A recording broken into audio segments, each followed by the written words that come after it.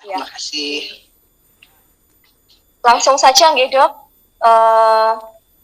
Kita dengar dari dokter nggih, Dok. Monggo dokter, kepada Dokter Endang Budi Hastuti kami persilahkan. Terima kasih Dr. Sasa selaku moderator. Assalamualaikum warahmatullahi wabarakatuh. Waalaikumsalam warahmatullahi wabarakatuh. Videonya bisa tampil nggak nih? Videonya bisa dilihat karena belum Kak.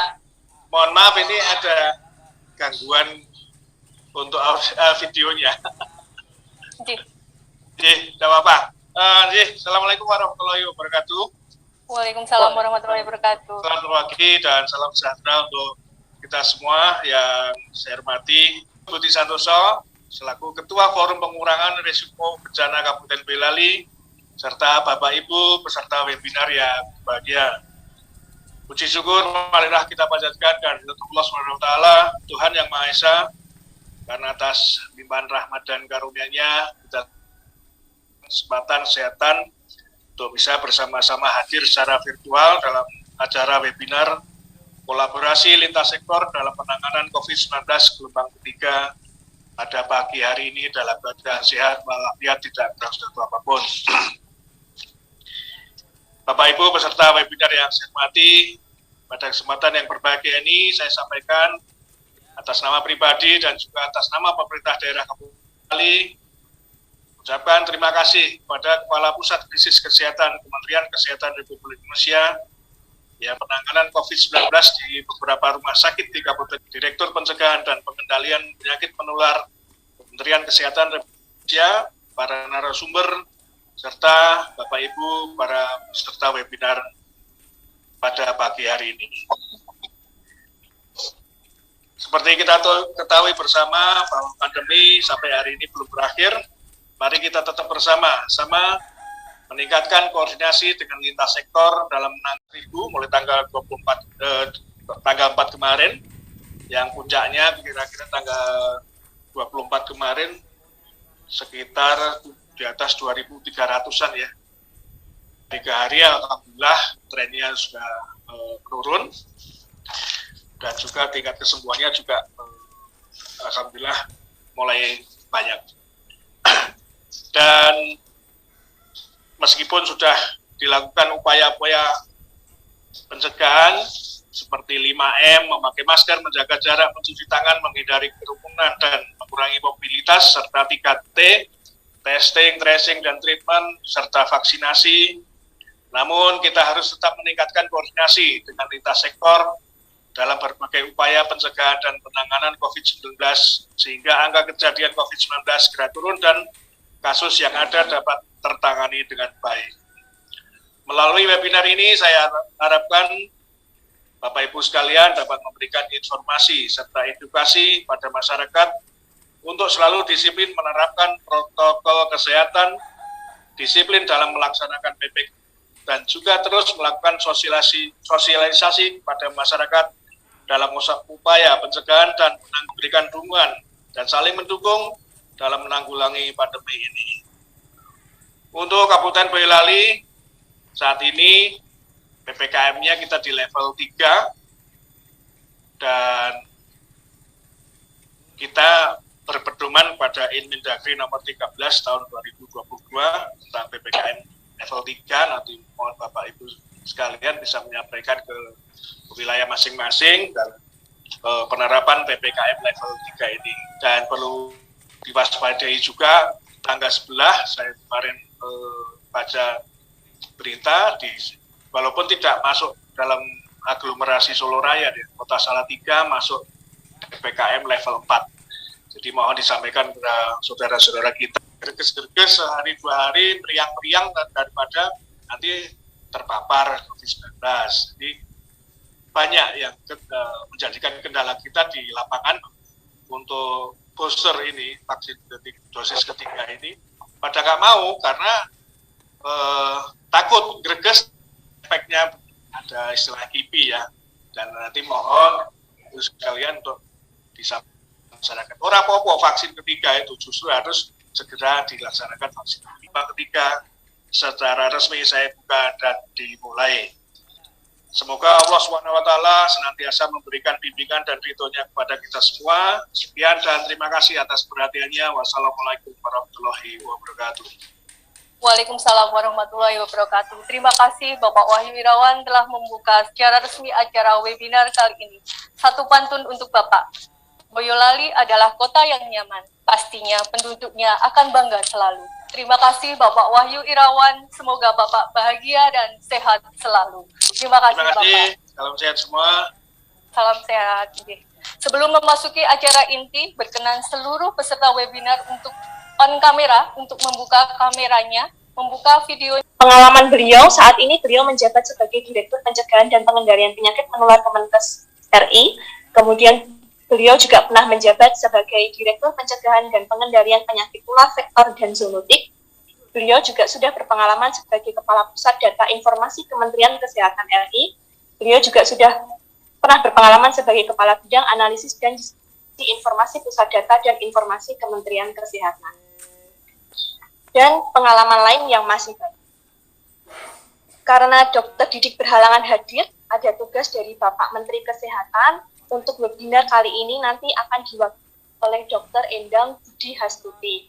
Sudah bergabung dengan kita saat ini, Dr. Endang Budi Hastuti. Selamat pagi, Dokter.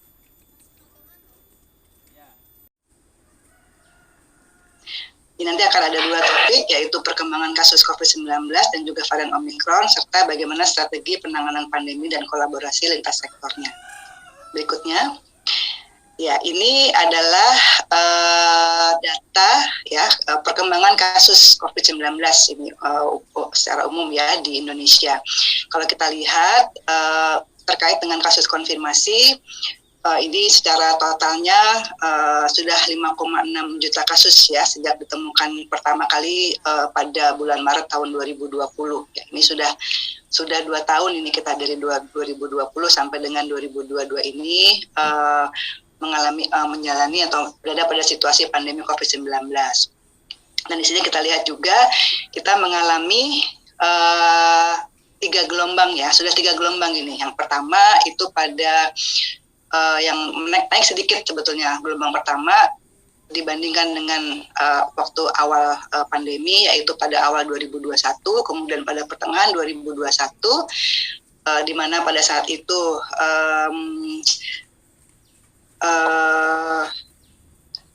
didominasi oleh varian Delta, kemudian sama juga seperti varian yang lain, ini gejalanya bisa gejala yang bisa tanpa gejala, gejala ringan atau sedang, hingga dengan berat pada orang-orang yang rentan, pada orang yang belum divaksinasi, pada ibu hamil, kemudian memiliki penyakit penyerta, lalu juga orang-orang yang memiliki gangguan sistem imun seperti pada pasien kanker ataupun pasien dengan HIV/AIDS. Namun pada umumnya gejalanya ini bersifat jadi bisa dilakukan isolasi mandiri ya, tidak perlu dirawat di rumah sakit. Nah, namun tetap juga perlu diperhatikan bahwa karena tingkat penularannya yang tinggi, sehingga jika tidak dikendalikan, jika tidak segera dilacak, jika tidak segera diisolasi kasus tersebut, dan juga tidak dilakukan pemantauan yang intensif, maka bisa saja gejala atau sakitnya ini bisa mengalami keberatan dan dapat juga membebani sistem kesehatan yang ada. Slide berikutnya. Nah, ini karakteristik kasus varian Omikron yang ada di Indonesia saat ini. Jika dilihat dari kategori umur, ya, kita dapat dilihat di sini bahwa terbanyak adalah pada kelompok umur 29 tahun, yaitu persen. Kemudian disusul 30 sampai 39 tahun dan 49 tahun. Anak-anak tetap harus diwaspadai karena nggak ada ya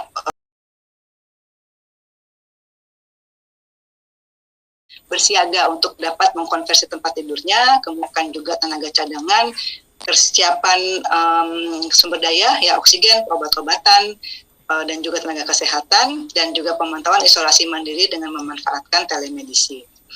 Untuk vaksinasi, saat ini sudah mulai juga vaksinasi booster, menguatkan kembali yang disampaikan pesan dari Bapak Wakil Bupati tadi, mohon agar vaksinasi booster ini dapat terus ditingkatkan, ya, karena ini penting juga. Karena vaksin 1-2 sudah dilakukan, namun tentunya efikasi atau efektivitas dari vaksin ini menurun, sehingga perlu dilakukan booster atau tambahan vaksinasi yang berikutnya. Lalu yang bawah ini sebetulnya kenapa panjang, ya, karena ini merupakan dasar sebetulnya implementasi PPKM dan juga pelaksanaan protokol kesehatan. Ini sangat diperlukan karena walaupun tadi sudah disampaikan juga ada vaksinasi, ini dan lain sebagainya, tapi masyarakat harus melakukan tetap protokol kesehatan, ya, karena ini untuk menjaga diri kita yang lain dari penularan COVID-19. Slide selanjutnya. Ini ya penanggulangannya, ini harus dilakukan bersama masyarakat, semuanya berperan, semuanya punya peran masing-masing. Masyarakat melakukan implementasi protokol kesehatan, kemudian juga 3T dilakukan oleh pemerintah dan vaksinasi. Nah, ini memerlukan kolaborasi seluruh pihak, ya, karena ini bukan hanya tugasnya kesehatan saja, tapi juga semua pihak terkait. Ya, saya yakin Bapak Ibu sekalian juga sudah tahu ya seperti apa peran dari masing-masing ini harus melakukannya, karena kalau hanya kesehatan banyak hal-hal yang tidak bisa dijangkau langsung oleh kesehatan, sehingga harus semua berkolaborasi.